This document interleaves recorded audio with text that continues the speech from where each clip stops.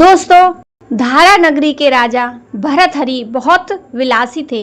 उनका सारा समय भोग विलास में ही व्यतीत होता था। राजकाज की ओर उनका ध्यान ही ना रहता था। इसी कारण उनके भाई विक्रमादित्य उनसे रूठकर चले गए थे। उनके जाने के बाद से तो राजा भरथरी बेफिक्र होकर और भी भोग विलास में डूब गए।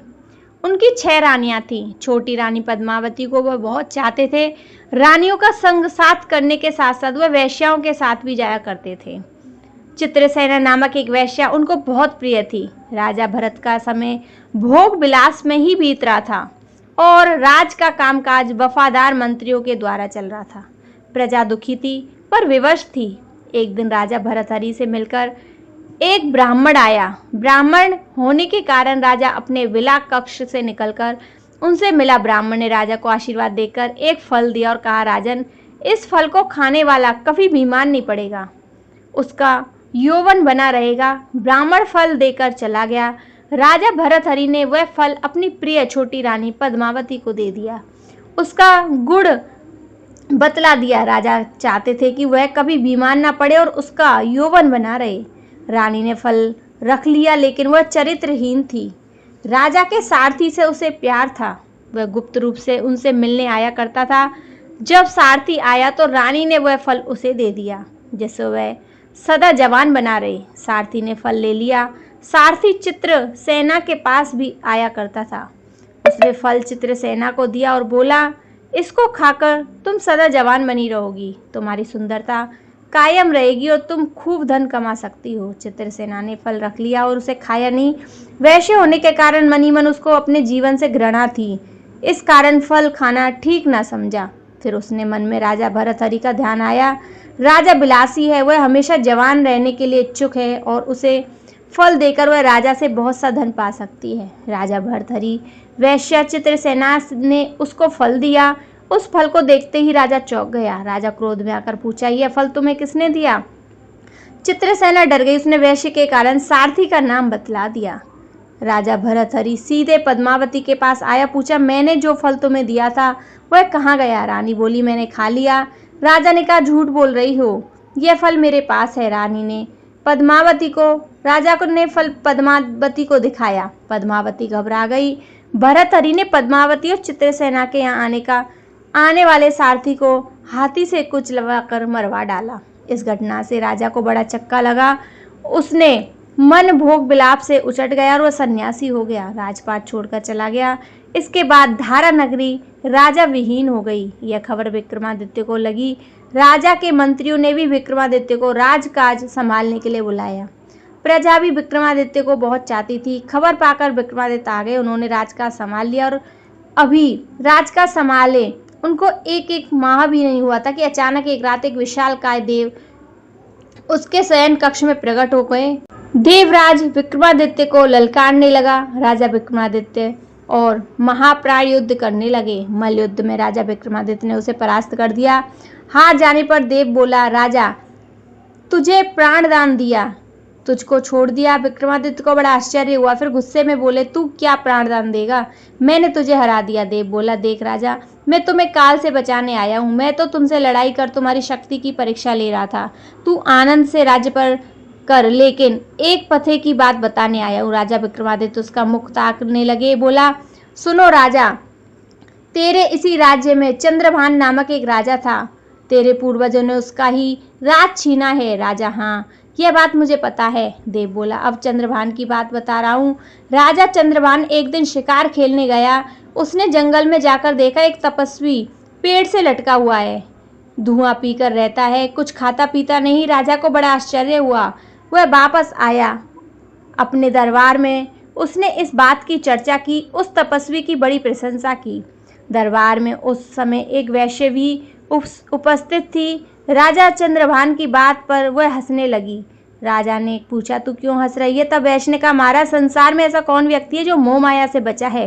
राजा बोले, नहीं, वह पूरा तपस्वी है। वैश्य बोली, महाराज की आज्ञा हो तो करिश्मा दिखाऊं? राजा, अच्छा, अगर तू उस तपस्वी को डिगा देगी तो लाख मोहर दूंगा। वैश्या मान गई। वह श्रृंगार कर तपस्वी के पास गई। वैश्य रूपवती तो थी। उसने देखा तपस्वी पेट से लटका है, सचमुच कुछ नहीं खाता पीता, केवल धुआं पीकर रहता है। उसने तपस्वी की सेवा करना आरंभ कर दिया, नाना प्रकार के व्यंजन खिलाने लगी। एक दिन तपस्वी ने पूछा, तेरा घर कहाँ है? वैश्य ने कहा, पास में ही रहती हूँ। वैश्य तपस्वी को जंगल में बनी एक झोपड़ी में ले गई। तपस्वी तब छोड़कर उसके साथ रहने लगा। कुछ समय बाद दोनों ने पति पत्नी का संबंध बना लिया। वैश्य से एक बच्चा उत्पन्न हो गया। जब बच्चा 4 माह का हो गया तो वैश्य बोली, तीर्थ यात्रा पर चलिए, कुछ पुण्य कर लेते हैं। तपस्वी मान गया। वह वैश्य के साथ चल पड़ा, लेकिन वैश्य उसे बहाना बनाकर राजा के पास ले गई। तपस्वी ने वैश्य से उत्पन्न पुत्र अपनी गोद में ले रखा था। राजा ने वैश्य को देखकर चौंक गया। वैश्य मुस्कुराकर बोली कि तपस्वी को जब असलियत का पता चला तब गुस्से से भर गया। उसने वैश्य से उस पुत्र को मार डाला। फिर वह वापस जाकर तंत्र साधना में लग गया। उसने अपनी साधना के द्वारा राजा चंद्रभानु का राज्य हाथ से निकल जाने दिया। तुम्हारे पूर्वजों ने उस पर अधिकार कर लिया। फिर उसने तंत्र के द्वारा चंद्रभानु को मार डाला। उसने एक ही लगन और मुहूर्त में उन 3 योगी उत्पन्न हुए। एक ने राजा के घर जन्म लिया, दूसरा देवी के घर और तीसरा कुमार के घर। राजा तो आजकल पाताल लोक में राज कर रहा है। कुमार के घर जन्म योगी ने देवी के घर जन्म योगी इनको मारकर पेड़ से उल्टा लटका दिया। अब वह योगी तुमको मारने की फिरार में है, उससे तुम सावधान रहना, यही चेतावनी देने में आया था। राजा विक्रमादित्य चुपचाप सब सुनते रहे। देव अपनी बात पूरी कर चला गया। राजा विक्रमादित्य ने उसकी बात गांठ बांध ली। इसके बाद उसने शयन कक्ष में कोई उत्पात नहीं हुआ। वह सुखपूर्वक राज कर रहे थे। एक दिन एक साधु उनके पास आया। राजा को आशीर्वाद देने के बाद एक फल देकर चला गया। राजा ने फल न खाकर एक और रख दिया। कुछ समय बाद वह योगी फिर आया, एक फल दिया और चला गया। राजा ने यह फल एक और रख दिया। इस प्रकार वह योगी कई बार आया, वैसा ही फल दे जा रहा था। राजा विक्रमादित्य उस फल को नहीं खाते। उसको शक हो गया, शायद देव द्वारा बतलाया योगी यही है। राजा विक्रमादित्य ने उत्सुकता के कारण एक दिन फल लटकाकर फल काटने की उसमें एक लाल निकला। यह देखकर राजा हैरान रह गया। उन्होंने और तमाम फल कटवाए, सब में एक एक लाल निकला। राजा विक्रमादित्य हैरान रह गया। जोरी को बुलाकर जोरी ने लाखों की परख कर उसे बेहिसाब कीमती बतलाया। अगले दिन वह योगी आया। योगी ने लालों की चर्चा की। योगी बोला, हाँ राजन, यह सब योग बल की है। राजा ने कहा, लेकिन मुझे देने का आपका क्या मतलब है? योगी बोला, राजन, मैं योग साधना कर रहा हूँ। अभी तो यह एक सिद्धि ही मेरे पास आई है। अगर तुम मेरा साथ दो तो मैं तुम्हारे पास कुबेर का खजाना हो जाएगा। राजा विक्रमादित्य ने तब पूछा, बतला, मेरे लायक क्या सेवा है? योगी बोला, कृष्णा नदी के तट पर मैं मंत्र साधना कर रहा हूँ, तुम मेरी सहायता करो। राजा मान गया। योगी बोला, तुमको एक रात मेरे पास रहना होगा और शमशान में अकेले जाना पड़ेगा। विक्रमादित्य ने कहा, अब आना है। योगी ने कहा, भादोवदी 14 को।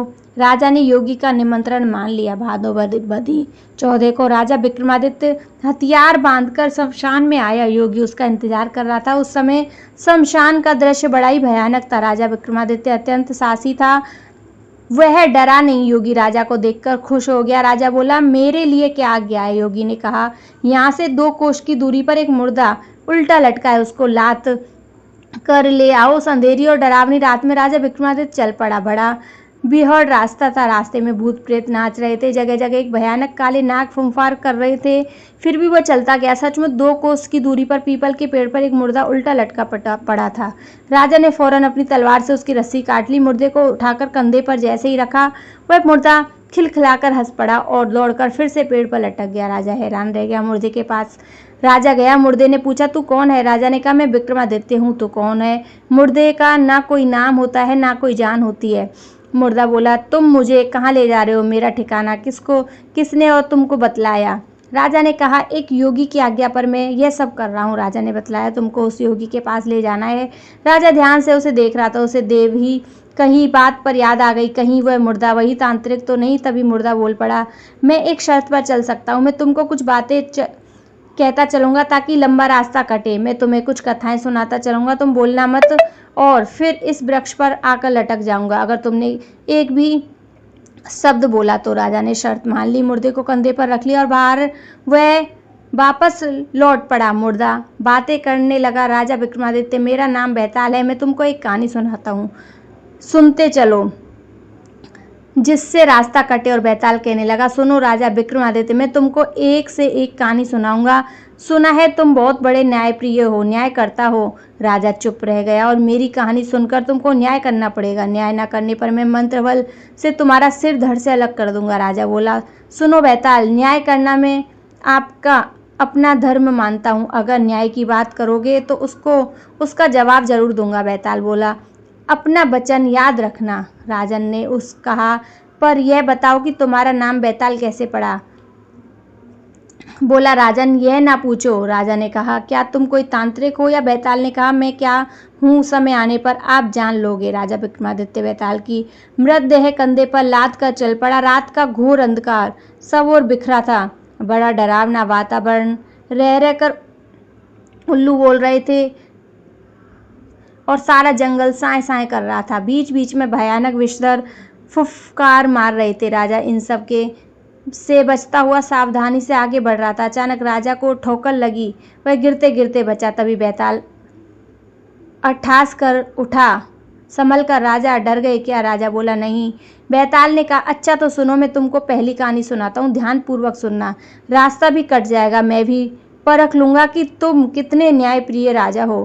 कहा बैताल, तुम बहुत बोलते हो। बैताल ने कहा, बोलना तो मेरा धर्म है राजन, अच्छा कहानी सुनो। राजा बोला, सुनाओ। बैताल कहानी सुनाने लगा। राजा विक्रमादित्य सुनने लगे। अब सावधानी पूर्वक रास्ता भी तय करते जा रहे थे। वह भयानक जंगल से गुजर रहे थे। बैताल कथा कहता जा रहा था और विक्रमादित्य गंभीर से उनको सुन रहा था। तो दोस्तों, यह थी विक्रमादित्य और योगी की कहानी। जय श्री कृष्णा, राधे राधे।